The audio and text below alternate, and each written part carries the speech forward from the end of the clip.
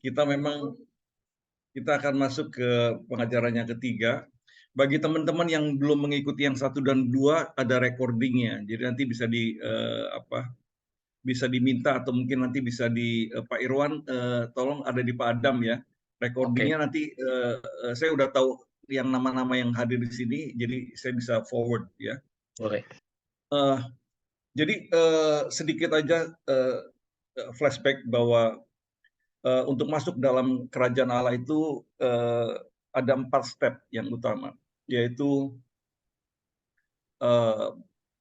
repentant towards God, pertobatan, kemudian believe in Jesus Christ, yang ketiga baptized in water, dan yang keempat adalah receiving the Holy Spirit. Nah, itu urutan itu ditulis oleh seorang hamba Tuhan, international teacher, yaitu Bapak David Powson, ya, seorang yang bagi saya banyak memberi bobot rohani di samping mentor-mentor yang lain, ya. Pak, salah satunya Pak Erwan sudah juga beli bukunya tuh, ya. Beli bukunya. Bagi teman-teman yang mau beli buku bisa tuh di itu bukunya nih, Normal Christian Birth, ya. Oke, mari kita mulai. Sekali lagi kita mau sama-sama belajar. Saya juga masih banyak belajar, ya. Tetapi saya sangat sungguh benar-benar dapat banyak sekali insight. Jadi sekarang ngerti juga apa sih artinya iman ataupun believe in Christ. Nah, ini kita akan belajar malam hari ini. Sebuah topik yang sangat kritikal dan sangat vital bagi kekristenan kita. Kalau kita nggak ngerti, ya kita nggak akan selamanya nggak jadi Kristen yang baik gitu ya. Oke. Proses kelahiran yang benar itu akan menghasilkan baby-baby yang normal juga ya. Mungkin di antara kita banyak yang nggak normal juga ini, termasuk saya terlalu lambat mengenal proses ininya ya. Ini dia bukunya, The Normal Christian Birth, ya. Oke. Nah, dari keempat elemen yang saya sebutkan tadi, believing in the Lord Jesus, percaya kepada Tuhan Yesus adalah yang paling penting. Kata kecil in, ya, believing in itu di dalam terjemahan Indonesia kepada atau di dalam Yesus sangat krusial sekali, ya. Mungkin orang gampang sekali percaya bahwa I'm exist gitu ya, I'm exist. Saya tuh ada gitu ya. Tetapi kalau orang-orang yang baru kemudian mau percaya kepada saya, itu kayaknya agak susah gitu ya. Kalau percaya bahwa saya ada, semua orang yang di Zoom ini juga akan ngomong, ya gue percaya lu ada gitu ya. Tapi kalau percaya kepada atau believing in Jesus atau believing in Vincent itu nanti dulu percaya di mana gitu ya. Nah, kita baru bisa percaya, kita hanya bisa tahu bahwa seorang mempercayai Anda ketika ia bertindak sesuatu bahwa mereka mempercayai Anda dan bersedia mengambil risiko kalau Anda bisa mengecewakan mereka. Dia nggak peduli. Pokoknya gue percaya. Jadi mungkin sebagai ilustrasi, kalau orang katakan mempercayakan uangnya untuk dimanage oleh saya. Nah, saya baru tahu bahwa orang itu percaya kepada saya ketika udah gue percaya sama lu, kelola uang gue, ya 30% hasilnya buat lu, 70% buat gue. Nah, itu baru tahu. Jadi mengambil resiko kepada seseorang, baru kita tahu bahwa orang itu percaya kepada kita. Nah, itu kata in itu penting sekali ya. Nah, dimensi iman yang pertama, Dimensi iman yang pertama itu historical, ya, harus berdasarkan fakta, bukan berdasarkan perasaan, ya. Lu gimana percaya kepada Yesus enggak? Ya gue percaya Yesus. Jangan pakai perasaan. Dimensi iman yang pertama itu harus berdasarkan fakta, ya, bukan perasaan feeling. Berdasarkan suatu fakta yang sudah terjadi dan tidak peduli kapan itu terjadi, tapi itu faktanya seperti itu, gitu ya. Bukan merasa bahwa itu benar, bukan feeling, gitu ya. Memang itu adalah suatu fakta yang sesudah yang terjadi, ya. Kita percaya fakta sejarah yang terjadi. Nah, di dalam kekristenan itu ada 3 fakta yang tidak terbantahkan bahwa Yesus mati, dikuburkan, dan dibangkitkan. Jadi perhatikan pada kata dikuburkan. Jangan seringkali kita melupakan kata dikuburkan, buried, gitu ya.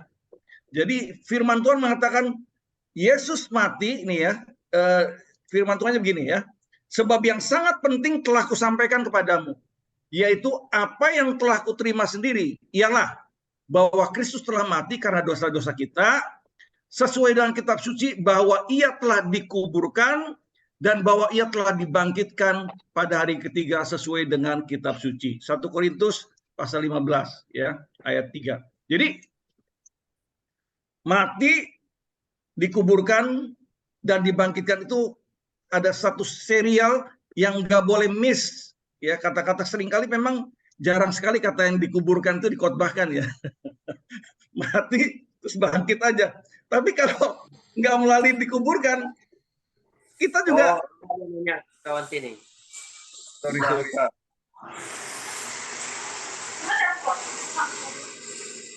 Mohon maaf di silent ya, mute. Oke, ya, saya ulang lagi. Jadi kata dikuburkan jangan dilupakan.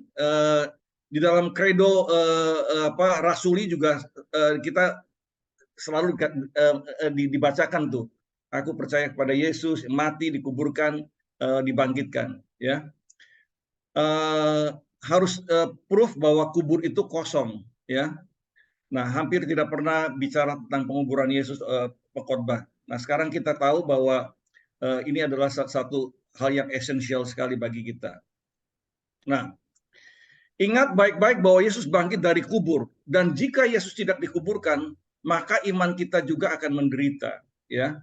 Dan jika ia tidak dibangkitkan dari kematian dengan tubuh, apapun yang dikatakan uskup, pemuka agama, Kristen, apapun, siapapun, ya, maka kita akan membuang waktu kita sia-sia menjadi orang Kristen. Itu yang seperti Paulus katakan dalam 1 Korintus 15. Kalau Yesus tidak dibangkitkan, percuma, sia-sialah iman kita, gitu ya. Makanya kita harus bersyukur punya Allah yang hidup, yang mati, dikuburkan, dan bangkit kembali. Ya, kalau pemuka agama lain, ya, kuburnya itu masih full, ya, kerangkanya itu ya, tanda petik jasadnya, kerangkanya masih di dalam kuburan. Tapi kalau kita punya Yesus adalah kuburnya itu kosong, ya. Nah, ini adalah fakta dan bukti sama bagusnya dengan fakta-fakta lainnya di dalam sejarah.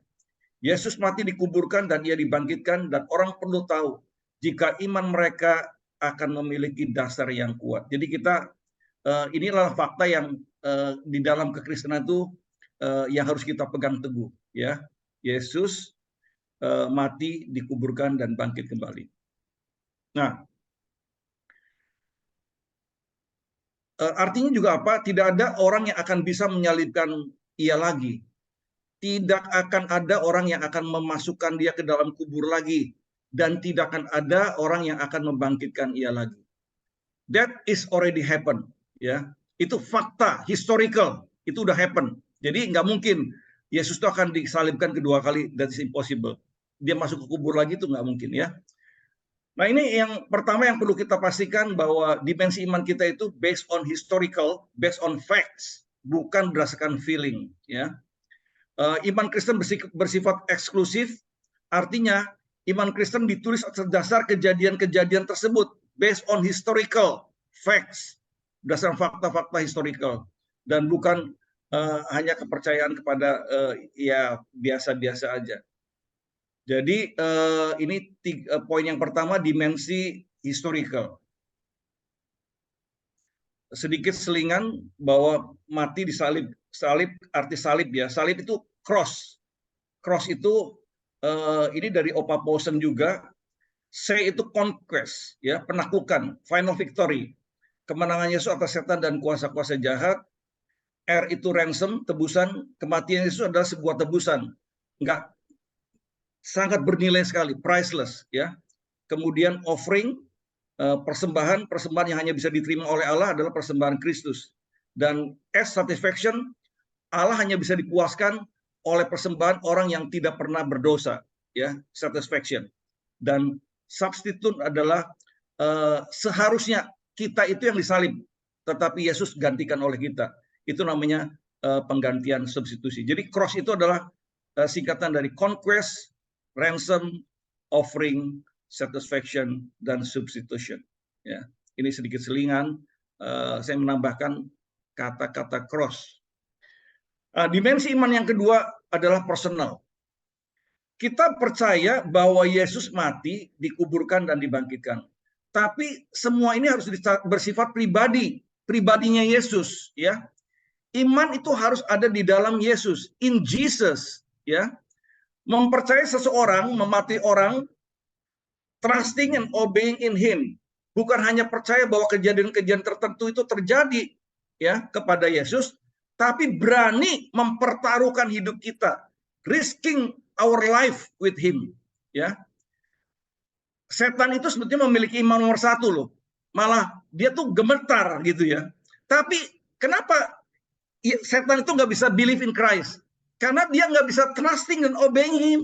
Tapi dia percaya bahwa Yesus itu mati, dikuburkan, dan bangkit, ya. Itu percaya. Jadi sebetulnya punya imannya hebat sebetulnya. Tapi nggak bisa percaya Yesus. Jadi dia katakan dikatakan bahwa setan itu cuma trembling aja, tapi dia nggak bisa percaya. Karena arti percaya itu adalah trusting and obeying Him, ya.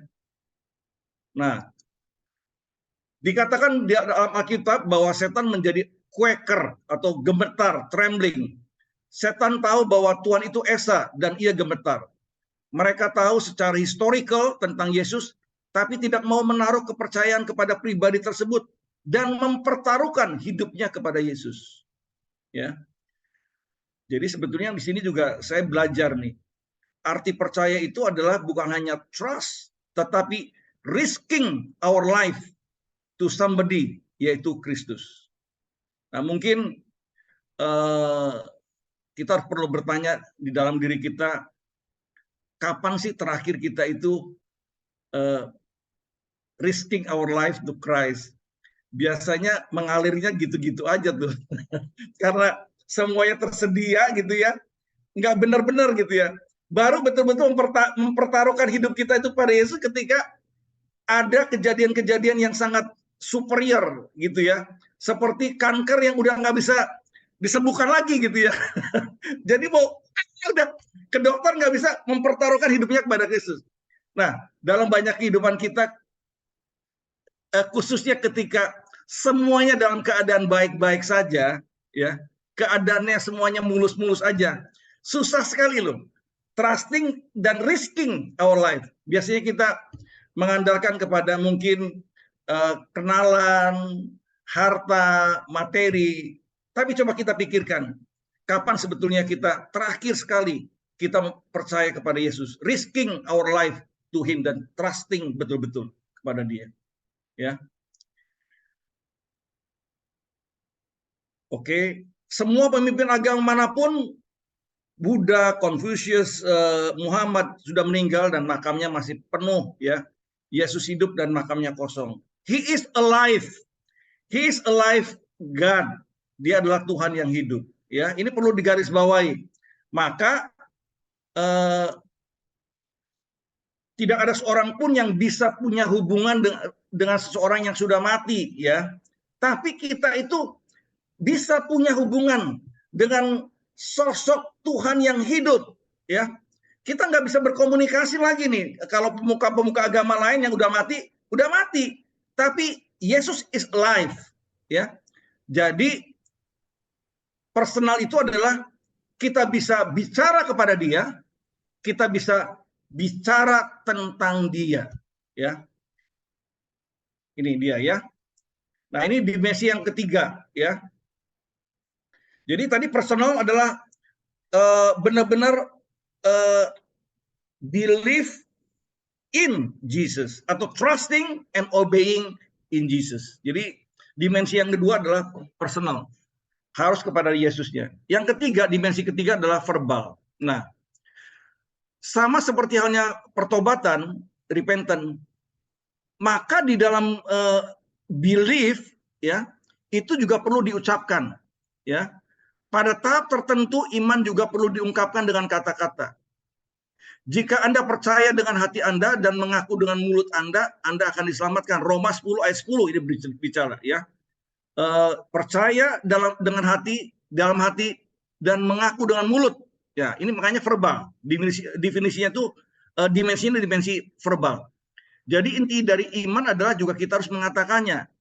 Biasanya kalau kita mempercayai sesuatu, kita bersiap untuk mengatakannya. Contoh, misalnya, kalau kita misalnya kuliner enak begitu ya, Pak John ya, di restoran tertentu, pasti kita nggak berhenti ngomong, waduh, enak tenan gitu di sana gitu ya. Ini juga sama.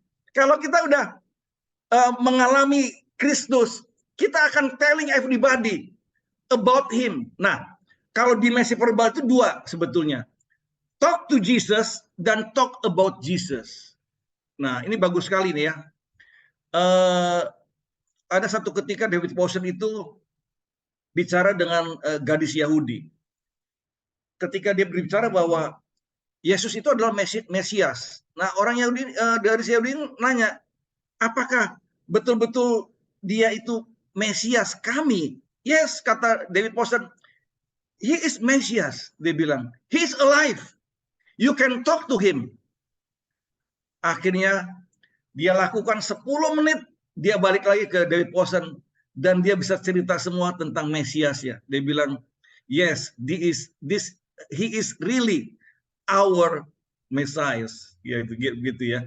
Jadi orang Yahudi itu hanya bisa diyakinkan kalau Yesus itu Mesias Allah yang hidup dan dia bisa berbicara kepada dia, gitu ya. Jadi seorang itu bisa berbicara tentang kepada Yesus secara alive, ya. Nah, jadi ada dua cara di mana kita menjadi iman menjadi kata-kata, yaitu berbicara kepada Yesus, talk to Jesus.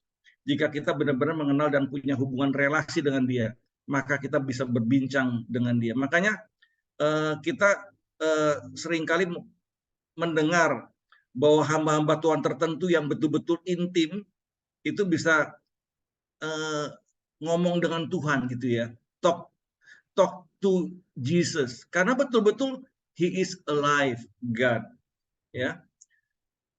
Lah, di sini dikatakan di dalam Roma 10 ayat 13 dikatakan, siapapun yang memanggil berseru akan nama Tuhan akan diselamatkan. Jadi memang we have to cry out to one name only, yaitu Kristus, ya. Itu artinya kita berbicara langsung kepadanya. Jadi kita bisa mengatakan, Yesus tolong saya, Yesus selamatkan saya butuh Engkau, ya. Nah, ini ada satu kejadian juga, saya dapat satu kesaksian ketika seseorang mengendarai mobil, tiba-tiba ada seseorang yang dia harus ngerem mendadak gitu ya. Lalu dia ingat, Jesus, save me. Itu dia bilang seolah-olah ada satu tangan besar yang setirnya itu membelokkan dia ke arah yang lain sehingga dia diselamatkan gitu. Jadi memang we have to call on, ya, memanggil nama Yesus. Nah, cara kedua adalah berbicara tentang Yesus, talk about Him. Ini kalau ini udah biasa kali ya, di full gospel ini kan kesaksian kehidupan gitu ya. Itu biasanya berbicara tentang saya sudah diselamatkan, dulu hidup saya amburadul, tetapi saya sekarang hidup saya sudah benar-benar baik gitu ya. Lalu menceritakan tentang kebaikan-kebaikan Tuhan dalam kehidupannya. Nah, ini talk about Jesus. Jadi verbal itu dimensinya ada dua, yaitu to Jesus dan talk about Jesus. Bicara kepada Yesus dan bicara tentang Yesus. Oke, biasanya kalau orang baru percaya itu, waduh, kemana-mana cerita tentang Yesusnya nih. Justru orang-orang yang udah lama yang jarang sekali bicara gitu ya. Alim-alim aja. Harusnya mesti tetap talk about him. Jadi kalau kita sudah beriman kepada Yesus, tapi kita malu mengaku di hadapan manusia, maka iman kita itu masih lemah. Coba rasakan ketika kita menyatakan dan mengatakan iman kita di hadapan orang. Bukankah kita merasa iman kita itu bertambah kuat? Benar sih. Kalau kita ngomong-ngomong dengan orang lain, kita cerita tentang Tuhan, kita tuh merasa iman kita tuh bertambah kuat. Tapi kalau kita ngumpetin, bagaimana orang akan mendengar tentang Yesus kalau kita berusaha untuk shy atau malu-malu kucing gitu ya. Jadi tapi ingat loh teman-teman, harus tahu kapan dan di mana kita harus ngomong. Itu Tuhan akan yang menggerakkan kita. Roh Kudus yang akan menggerakkan kita. Ya, percaya saja kalau kita dekat dengan Tuhan, kalau kita ada Roh Kudus akan bisa menuntun kita when and where we have to talk about Jesus. Ya. Nah, ini satu ayat yang juga sangat terkenal. Setiap orang yang mengakui aku di hadapan manusia, aku juga akan mengakuinya di depan Bapakku yang di surga. Tetapi barang siapa menyangkal aku di depan manusia, aku juga akan menyangkalnya di depan Bapakku yang di surga. Jadi ini dimensi verbal adalah dimensi tentang berbicara kepada Yesus dan berbicara tentang Yesus. Ya, 3 poin itu. Nah, sekarang dimensi yang keempat adalah praktikal. Sama seperti pertobatan, bukan saja apa yang kita pikirkan dan yang kita katakan, tetapi apa yang kita lakukan. Demikian pula iman, ya. Iman juga sama. Dari kita mendengar Injil, kita percaya kepada pribadinya, lalu secara verbal kita bicara, tapi harus sampai kepada perbuatan, deeds, ya. Jadi jangan sampai omdo gitu, omong doang gitu ya. Nah, gue percaya Yesus kok, ya. Dia percaya faktanya, historisnya, dia juga percaya kepada pribadinya, tapi nggak muncul, tidak termanifestasikan di dalam perbuatan, itu percuma. Ya. Yakobus di pasal 2 mengatakan salah satu bab yang paling penting di seluruh Alkitab, bahwa iman tanpa perbuatan adalah mati, tidak menyelamatkan. Jadi kita juga melihat bahwa seolah ada pertentangan antara Paulus dan Yakobus. Paulus mengatakan bahwa manusia diselamatkan oleh iman dan bukan oleh perbuatan. Ya, ini yang tadi Yakobus, sebab seperti tubuh tanpa roh adalah mati, demikian juga iman tanpa perbuatan adalah mati. Nah, ini saya balik lagi. Paulus mengatakan manusia diselamatkan oleh iman dan bukan oleh perbuatan. Tapi Yakobus mengatakan iman tanpa perbuatan adalah mati. Nah, lalu gimana? Siapa yang benarnya? Ini ya. Paulus atau Yakobus? Dua-duanya benar. Mereka menggunakan kata works, bekerja atau berbuat, dengan cara yang berbeda. Paulus ketika mengatakan works itu berbicara tentang perbuatan dari hukum Taurat, works of the law, ya. Sedangkan Yakobus berbicara tentang works of faith, ya. Dan dua hal itu dua hal yang berbeda, dan itu yang membuat kita bingung biasanya. Tapi yang tepat adalah terjemahan dari NIV, works itu diterjemahkan sebagai action, tindakan. Jadi lebih tepat. Yang satu berbicara perbuatan akan hukum Taurat, ya. Yang satu lagi berbicara tentang action. Jadi iman tanpa action, iman tanpa tindakan itu akan mati, ya. Jadi yang satu berbicara action of faith, yang satu bicara misalnya works of the law, yaitu perbuatan dari hukum Taurat. Itu benar, ya. Kita diselamatkan bukan karena itu, works of the law, ya, tetapi berdasarkan iman. Nah, jadi bunyinya iman tanpa tindakan adalah mati. Jadi faith without action is dead, gitu ya. Nah, ini gimana caranya kita bisa mengetahui harus dengan ada perbuatan? Ini contoh kalau kita naik pesawat terbang aja lah ya. Kita kan mempertaruhkan hidup kita ke pilotnya kan, ya kan? Juga ketika operasi kan, biasanya kita minta tanda tangan gitu kan. Padahal kita nggak tahu loh, dokter bedahnya siapa, pokoknya tekan gitu ya. Itu kalau ada apa-apa kan nggak bisa disu gitu kan. Nah, juga ada sebuah permainan yang David Powson itu lakukan dengan anak-anaknya. Waktu anak-anaknya masih kecil. Jadi David Powson menjauh dari anak-anaknya itu ada pakai bangku gitu ya, ada 3 ya, kira-kira 1 meter. Nah, dia siap-siap nangkep anaknya ketika anaknya itu lompat. Nah, anak-anaknya yakin sekali bahwa papinya akan nangkep gitu ya. Jadi dia lompat aja. Nah, ini dia mempertaruhkan hidupnya. Kalau nggak ditangkap kan berarti jatuh kan. Tapi dia percaya bapaknya itu pasti akan nangkep. Ya. Nah, itu contoh bahwa iman harus disertai dengan tindakan, ya. Nah, apalagi coba nih contohnya ya. Ya, ini tadi saya katakan ketika kita menyerahkan operasi ke dokter ahli bedah, ya, saya barusan juga tes MRI untuk mengetahui apa namanya CT angiogram, ya, mengetahui ada blockage enggak gitu. Ya, saya udah nyerah aja ini Pak Erwan, dimasukin tabung, mau diapain juga, dia bilang asal aba-abanya tarik napas, bukan napas. Ya udah ikut aja. Nah, faith must be bisa iman itu harus dengan with action, ya. Kemudian kenyamanan dan keamanan yang prima membuat kita enggan melakukan dengan iman. Ini musuh iman itu adalah comfort atau convenient, hidup yang comfort zone itu agak susah tuh. Kalau kita mau risking our life kepada Tuhan tuh, kalau ada comfort zone itu agak susah ya. Seperti di Barat itu semua kalau mulai dari lahiran, ada sakit ditanggung semua, mati juga diopenin dengan baik gitu ya.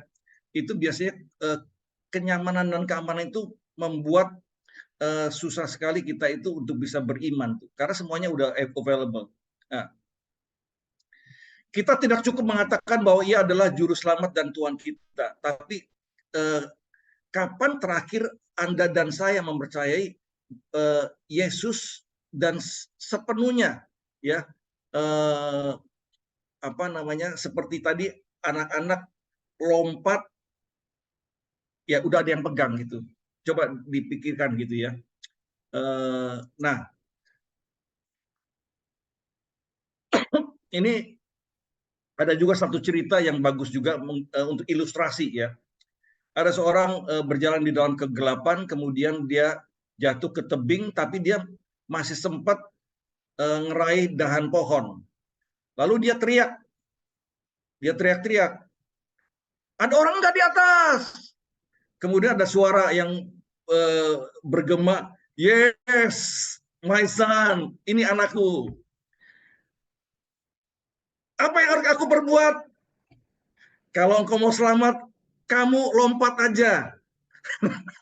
Dia tapi nggak mau lompat-lompat, malah tanya lagi, ada orang di atas?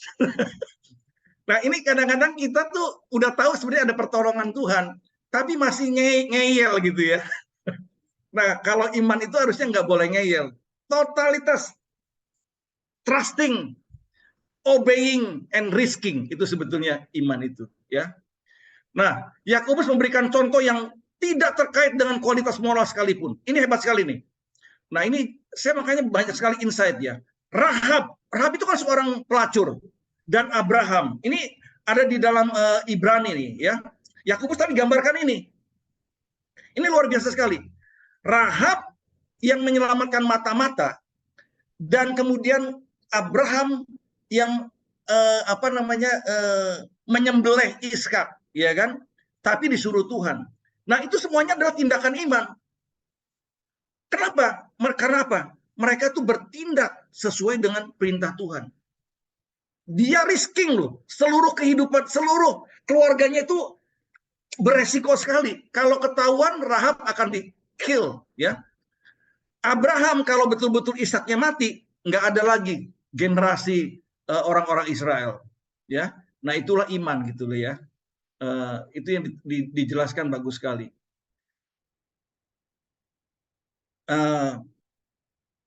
Rahab dan Abraham dua-duanya bertindak berdasarkan firman dan mempertaruhkan seluruh masa depan keluarganya, ya. Kedua orang itu mempertaruhkan nyawa mereka.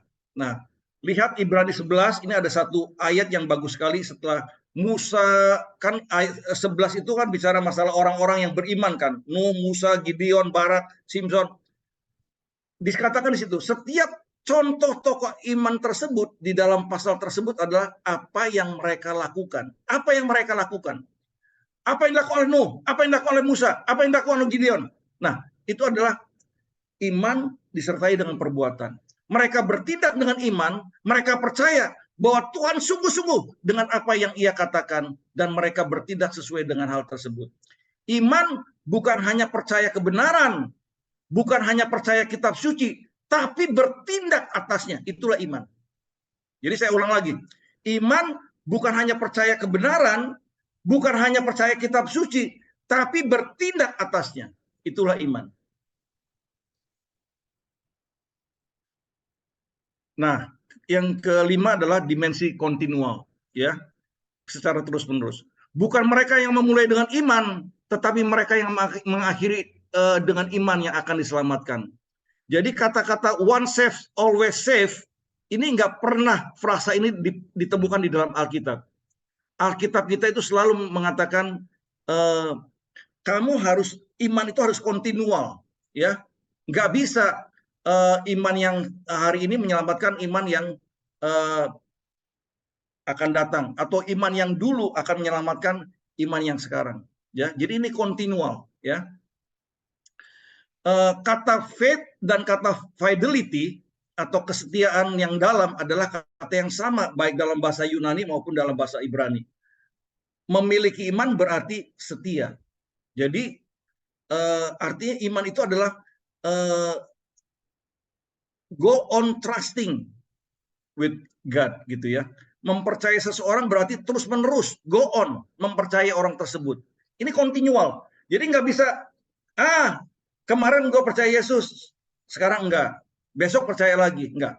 Jadi itu iman itu adalah continual, ya.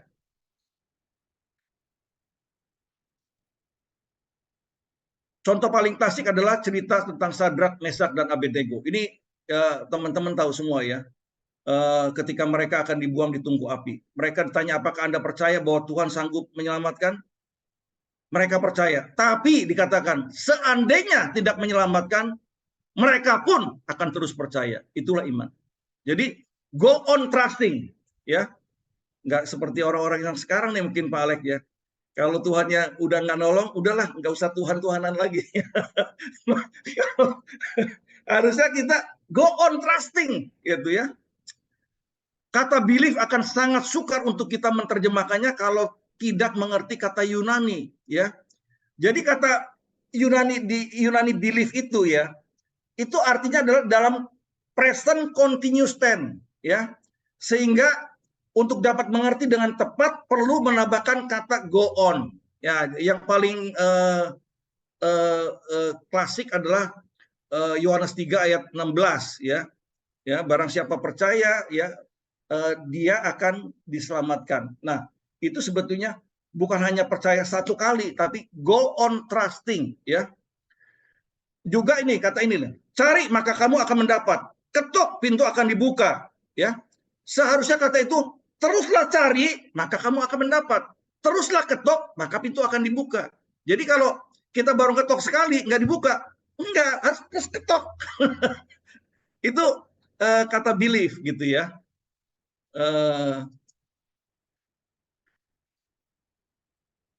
Jadi dengan tambahan kata go on, teruslah, akan menghasilkan arti yang berbeda. Contoh untuk minta Roh Kudus tadi ya, beda sekali. Ini di Yohanes 7 ya. Jadi kata barang siapa terus meminta itu akan mendapat. Jadi kalau kita belum meminta atau meminta baru satu kali belum dapat, terus aja minta, maka akan dapat gitu ya. Nah, itu yang paling terkenal adalah Yohanes 3 ayat 16. Karena begitu besar kasih Allah akan dunia, ya ini, siapapun yang terus percaya kepadanya tidak akan pernah binasa tapi memiliki hidup yang kekal. Jadi kata go on trusting itu berbeda sekali. Ya. Nah, kata believe itu adalah go on trusting. Ya, continual. Jadi iman itu bukan not a moment of faith, tapi a lifetime of faith. Ini penting sekali teman-teman. Ya, not a moment of faith, but a lifetime of faith. Makanya one save, always save itu nggak pernah ada di dalam Alkitab. Ya, ngomong percaya Yesus, ngaku dengan mulut, udah, gua akan selamat. Nggak pernah ada frase itu di Alkitab. Itu harusnya go on trusting.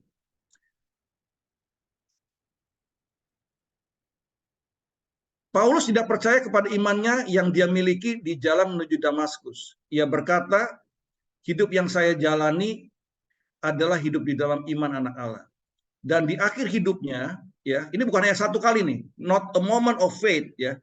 Di akhir hidupnya ia katakan, aku telah berjuang dan saya telah mengakhiri dan memelihara iman. Jadi inilah yang benar, iman yang benar itu kontinual. Dia hanya artinya gini, Paulus nggak hanya sekali percaya ketika berjumpa yang Yesus di perjalanan ke Damsyik atau Damaskus, tapi dia terus sampai akhir hidupnya. Aku telah berjuang dan aku telah memelihara iman. Ya. Nah, kemudian di ayat Ibrani 11 yang merupakan rema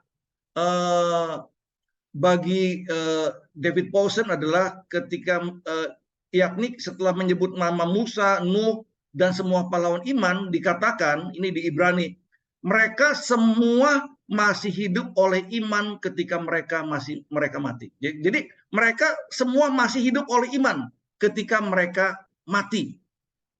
Nah, bukankah ini sebuah pernyataan yang luar biasa? Jadi, so faith is a continual dimension, ya, bukan a moment of faith, tetapi a lifetime faith. Nah, dikatakan juga Yesus is the author, dia adalah pencipta, author, ya, dan finisher of our faith. Jadi kalau kita percaya Yesus, kita juga akan dibawa sampai kepada akhirnya gitu, ya. Oke. Kemudian Habakuk 2 ayat 4 adalah ayat yang kunci nih. Orang benar akan hidup oleh iman. Ini merupakan makna carta dari reformasi Protestan, si Martin Luther.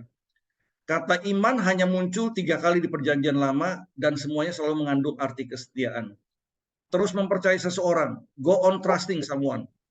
Frase Habakuk 2 ayat 4 di atas, Tuhan sedang berkata kepadanya bahwa orang-orang yang terus mempercayaiku, go on trust me, tidak akan dihancurkan ketika orang Babel menginvasi Yerusalem. Ini cerita Habakuk itu cerita tentang Yerusalem ketika akan dihancurkan oleh Babel. Si Habakuk tanya kepada Tuhan, masa orang-orang benar juga akan dihancurkan Tuhan? Nah, baru Tuhan ngomong gini, orang benar akan hidup oleh iman. Jadi, nah, kata ini, iman ini adalah go on trusting, ya. Oke. Nih. Nah, saya resumikan 5 dimensi iman.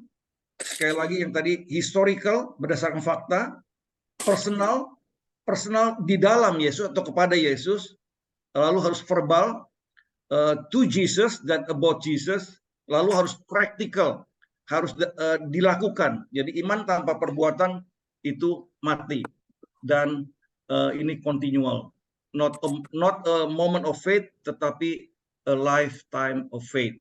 Ya, oke. Nah sekarang bagaimana sih kita menolong orang sesuai dengan pengertian kita tentang iman seperti itu? Ya, jadi dibalikin ke sini nih, nolong orang tuh gimana untuk masuk ke dalam iman? Ya, sini lagi historical. Kita harus membuat mereka tuh percaya tentang fakta-fakta historis, ya, bahwa Yesus bangkit dari kematian. Nah, saya bilang tadi sebelum memulai, ada sebuah buku yang bagus sekali. Saya juga beli nih bukunya nih.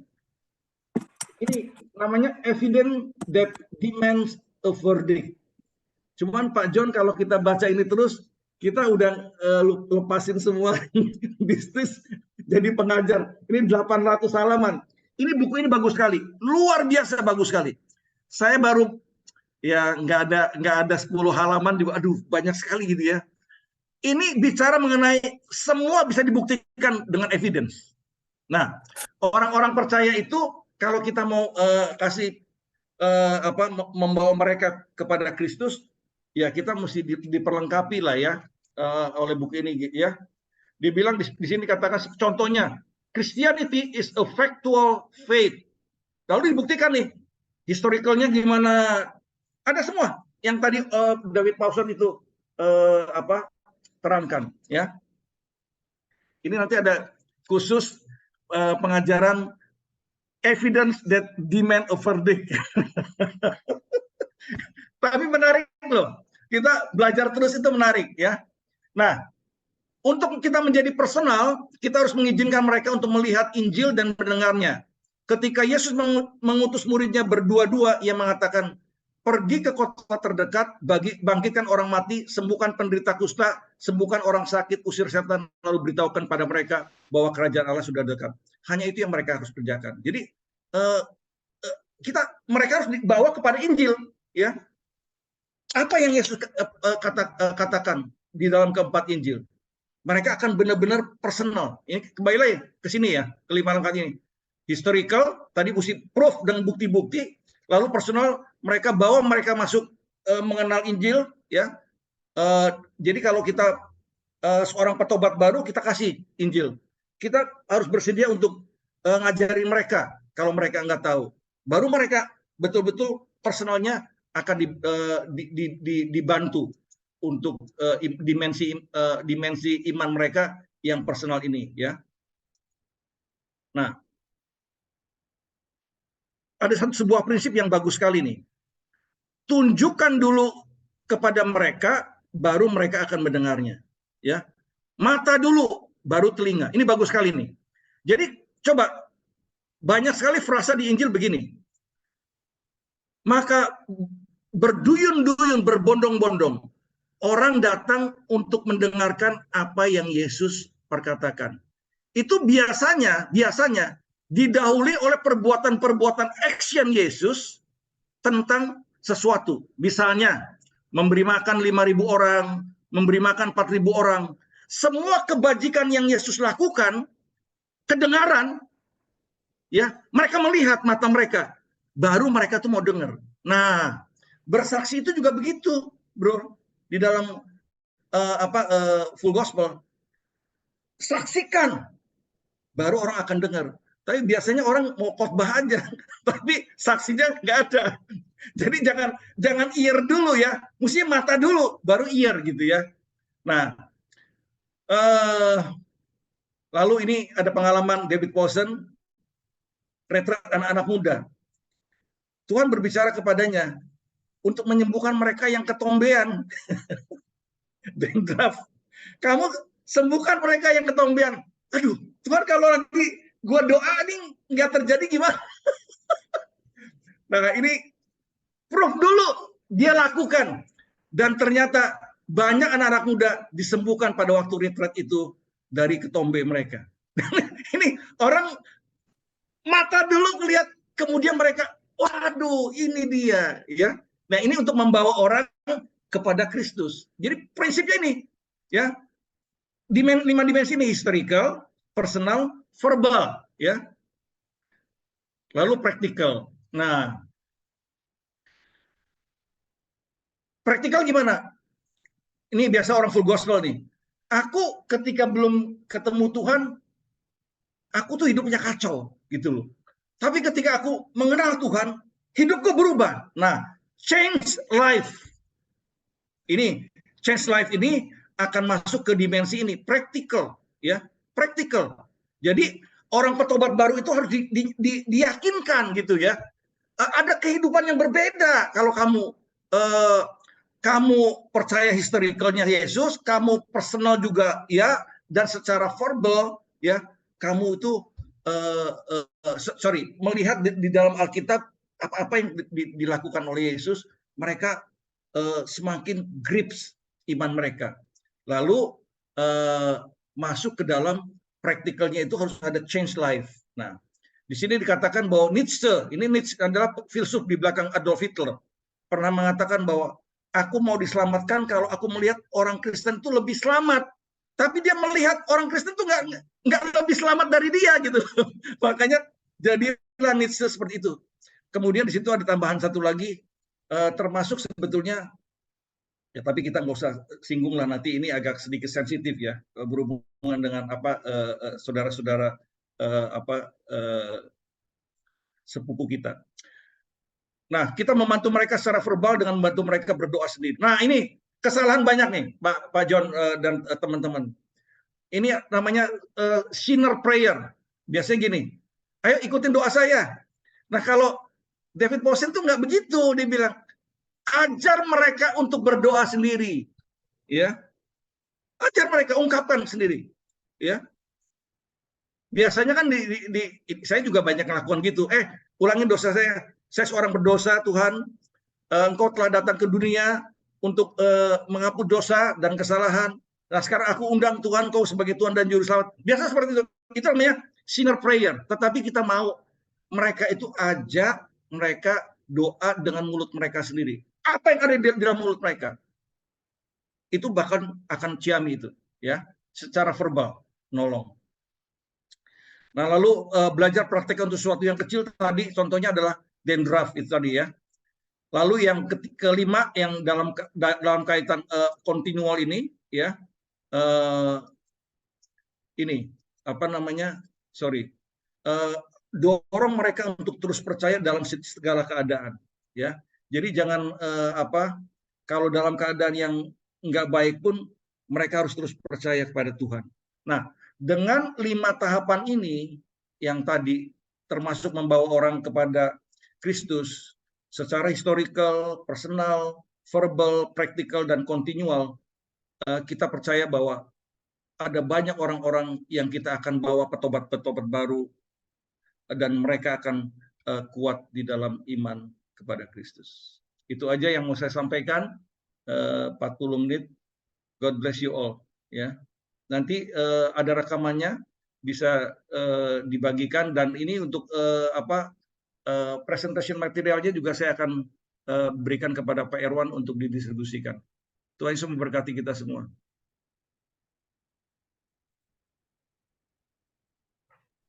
Terima kasih Pak Vincent. Mari kita kasih tepuk tangan untuk Pak Vincent. Sungguh kita semua diberkati. Terima kasih juga untuk teman-teman yang tetap setia. Tadi saya melihat ada 23, sekarang 21, tidak apa-apa. Sekarang saya yakin teman-teman mungkin pasti ada pertanyaan, mungkin juga ada sharingnya atau mau kasih komentar, silakan. Saya buka session untuk question dan answer. Teman-teman tinggal buka mic-nya atau mau lewat chat juga boleh. Silakan. Siapa mau mulai duluan?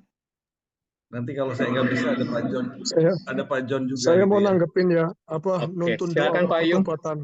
Sinner's prayer itu nggak mungkin. Orang luar sepupu atau agama lain ya, Bro Vincent, untuk mereka doa sendiri itu nggak mungkin. Iya. Karena mereka nggak tahu doa, makanya dituntun, makanya disebut dituntun.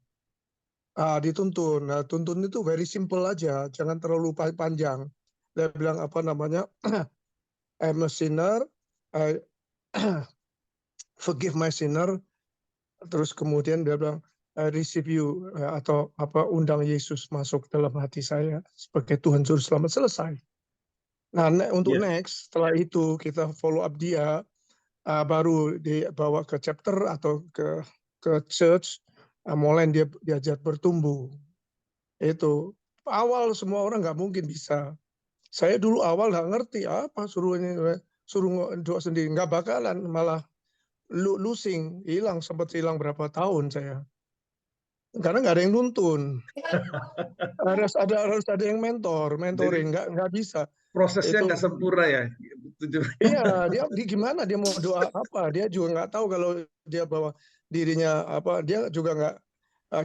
Kita mesti guiding him atau her bahwa seseorang itu bahwa sadarkan bahwa dia ini berdosa kayak prodigal son itu loh. Ya. Sebetulnya kan Mungkin itu nuntun itu prodigal son itu saya kan.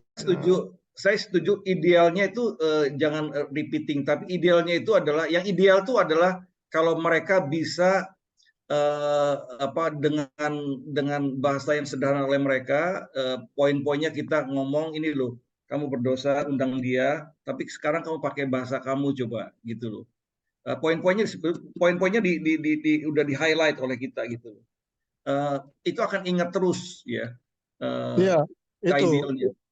itu yang ini saya bertahun-tahun nggak bisa loh ngikutin doanya yang di bukunya di Voice, majalah Voice itu panjang. Itu kan gaya bahasanya pendeta. Iya, itu sinner prayer lah, sinner Udah prayer. udah biasa khotbah. Jadi banyak ngomongnya, kita bingung semuanya, lupa. Dari akhirnya padahal very simple itu kan, Iya, mestinya kan makanya very simple. let them to practice lah, intinya gitu, Ko Ayung, Ya, betul. praktis ya. Jadi simple pun nggak apa-apa gitu loh. Jadi mereka akan ingat terus gitu loh.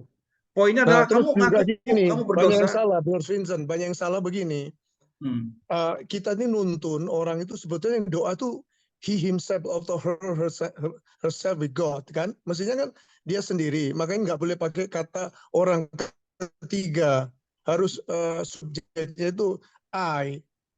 Dia bilang, saya Tuhan, saya orang berdosa, ampuni dosa saya terima Engkau sebagai Tuhan, Juru Selamat. Amin. Nah, kebanyakan enggak. Mereka, ayo Pak, kita doa ya. Nah, terus Tuhan Yesus kami berdoa. Nah, itu keliru tuh. Ya mestinya saya yang berdoa kan orang tersebut, sinner ini, orang berdosa ini, supaya ini kan sebetulnya kayak yang di sepupu kita itu, yang di kalimat apa namanya itu, yang mereka sebut itu penting sekali itu. Nah, itu kan itu yang seperti apa yang jelas itu yang di Roma 10 ayat 9 itu kan, barang siapa percaya dalam hatinya dan mengaku dengan mulutnya. Nah, itu very very important ini sebetulnya apa prayer for the sinners. Ya. Ya, simple. Anyway, itu praktis, very practical, simple, udah. Oke, thank you. Thank you, Ko Ayung, untuk pertanyaannya. Mungkin teman-teman ada yang lain, mungkin Pak Alex, mungkin ada pertanyaan Pak Alex atau mau kasih komentar atau input, silakan. Dengerin dulu Pak Irwan. Oke. Terima kasih Pak Irwan. Terima kasih Pak Alex. Mungkin ada Pak Leho nih. Pak Leho juga dari Surabaya kan kalau nggak salah ya Pak? Oh iya itu, provokator itu, boleh itu Pak Leo itu. Nggak, ini teman satu industri dulu, komputer. Iya. Masih ingat Pak Irwan. Masih. Mungkin ada Maaf, pertanyaan Pak Leo untuk malam ini ke Pak Vincent. Lagi di jalan ini Pak. Saya ngikuti. Oke. Iya, terima kasih. Saya sangat diberkati oleh Pak Vincent ini. Oke, terima kasih Pak Leo. Mungkin Pak Muntopo atau Ibu Hastuti, silakan kalau mau ada pertanyaan atau mau yang dikasih komentar, silakan. Atau Pak Hendri, ya, atau Pak Murtopo, silakan Pak Murtopo. ya Pak Irwan, terima kasih buat Pak Vincent untuk pemaparannya malam hari ini ya. Believing in the Lord Jesus Christ. Memang kita tidak akan bisa ya sebetulnya ya untuk bisa betul-betul percaya pada Yesus Kristus kalau kita tidak ditransformasikan oleh Roh Kudus menurut saya. Jadi memang apa yang mungkin yang kelas yang lalu saya kan nggak ikut. Ada 4 esensi ya. Itu ada pertobatan, kemudian yang keempat, percaya Pak. dalam nama Yesus Kristus gitu yang ya. Yang keempat nanti. Nah memang di dalam pertobatan ini yang mestinya saat seorang itu bertobat dan betul membuka diri, maka dia menerima anugerah Roh Kudus sehingga ia hidupnya ditransformasikan dan imannya ditransformasikan untuk menjadi iman di dalam Yesus Kristus. Dengan jalan seperti itu, maka kita dimampukan oleh Roh Kudus untuk bisa percaya. Memang percaya dengan Yesus Kristus ini memang merupakan satu pengalaman pribadi ya menurut saya yang kita harus alami dengan kita membaca, merenungkan firman Tuhan, juga kita belajar, mendengar seperti pada malam hari ini, apa yang diajarkan untuk menumbuhkan iman kita dan memperlengkapi pemahaman kita mengenai Kristus, sehingga kita dari hari ke hari betul. Saya percaya, setuju sekali dengan apa yang dipaparkan bahwa iman ini memang suatu yang kontinual. Bukan istilahnya itu ngomong hanya sesaat saja, tetapi itu dipraktekkan terus dari waktu ke waktu, tiap hari, tiap waktu di dalam kehidupan setiap kita orang Kristen. Terima kasih Pak Vincent. Iya, sama-sama Bro Buri. Terima kasih Pak Murtopo untuk masukannya. Mungkin ada yang lain lagi, ada di sini. Nanti mengenai Roh Kudus itu adalah sesi yang terakhir, ya. Sesi yang terakhir karena kita mengikuti step-step yang ada di dalam kitab para rasul, ya. Bagaimana menginisiasi menjadi orang Kristen awal-awal itu gimana, gitu ya. Jadi stepnya itu adalah repentance, believe in Christ, baptize in water, and receiving the Holy Spirit. Nah itu nanti akan kita clear tuh. Tadi apa yang dikatakan Pak Murtopo akan sangat clear nanti. Setelah selesai sesi ini, keempat sesi akan very clear, ya. Jadi setelah sesi ini kita akan belajar baptisan dalam air Kita ya Pak. habis ini baptisan air dan kemudian receiving the Holy Spirit atau baptisan Roh Kudus. Ya itu akan very clear, ya. 2 minggu lagi ya Pak Vincent dari sekarang? Ya 2 minggu lagi. 2 minggu lagi ada tanggal berapa, Mam? Mungkin tanggal 20. Betul ya? Ya. Tanggal 20 ada sesi baptisan air, ya. Baru awal bulan Juli itu baptisan Roh Kudus atau receiving. Nanti kita clear semua tuh pengertian nanti feeling in the spirit, receiving the spirit, ya. Itu nanti yang saya jelaskan semua supaya nggak bingung. Karena kita tuh memang ada dalam kebingungan, terus terang aja baru saya belajar buku ini tuh very clear picture gitu loh, ya. Di mana salahnya. Oke. Jadi nanti untuk 2 minggu ke depan kita ngundang lagi teman-teman untuk bergabung bersama dengan kita ya. Mungkin ada pertanyaan, kalau tidak ada saya akan kasih ke Ibu Uni, mungkin ada pengumuman lebih lanjut Ibu Uni, silakan. Ya, selamat malam, makasih Pak Erwan. Sama-sama Bu Uni. Ya, thank you semua teman-teman yang sudah hadir. Puji Tuhan, jadi bisa saling mengisi. Kita akan lanjutkan sesi berikutnya 20 Juni untuk baptisan air dan 4 Juli untuk baptisan Roh Kudus, yaitu sesi terakhir untuk buku ini. Dan kita akan mulai dengan tanggal 18 Juli akan diisi oleh Pak John Thompson dengan topik yang lain. Jadi ini akan bergantian. Makasih. Ya. Jadi Bu thank you Ani. Normal Christian Birth ada 5 sesi, selesai, kemudian kita mudah-mudahan ngerti lah ya. Ya, setelah itu akan dilanjut oleh Pak John Thompson ya. Kalau tidak ada lagi, saya akan minta tolong Pak Alex untuk berdoa untuk mengakhiri acara kita. Silakan Pak Alex. Ya. Sungguh Bapa, kami mengucap syukur. Engkau telah berbicara kepada kami lewat hamba-Mu, Pak Vincent. Sehingga sungguh kami akan lebih mengenal putra-Mu, Tuhan Yesus, dan kami lebih lagi, seperti yang telah diuraikan tadi, untuk kami boleh percaya penuh kepadanya. Untuk kami boleh beriman penuh kepadanya. Sehingga hidup kami ini hidup karena beriman kepada Engkau ya Tuhan Yesus. Thank you. Yalah Tuhan, Kau terus berbicara kepada kami lewat hamba-hamba-Mu ini, juga rencana pertemuan 2 minggu mendatang. Tuhan bicara lebih lagi pada setiap kami, sehingga kami akan belajar untuk dengan pengenalan itu bukan cuma menambah ilmu, Bapak. Amin. Tapi dalam hati kami akan semakin tumbuh mencintai Engkau Amin. lebih saat ini. Semakin hari kami boleh semakin mengasihi, mencintai Engkau, dan sungguh hidup kami pun boleh berbuah-buah, Tuhan. Ajar kami terus, Tuhan, bicara yang lebih tajam lagi kepada setiap kami. Untuk apa yang telah Kau akan sampaikan lewat hamba-Mu, Pak Vincent, boleh menjadi rema bagi setiap kami.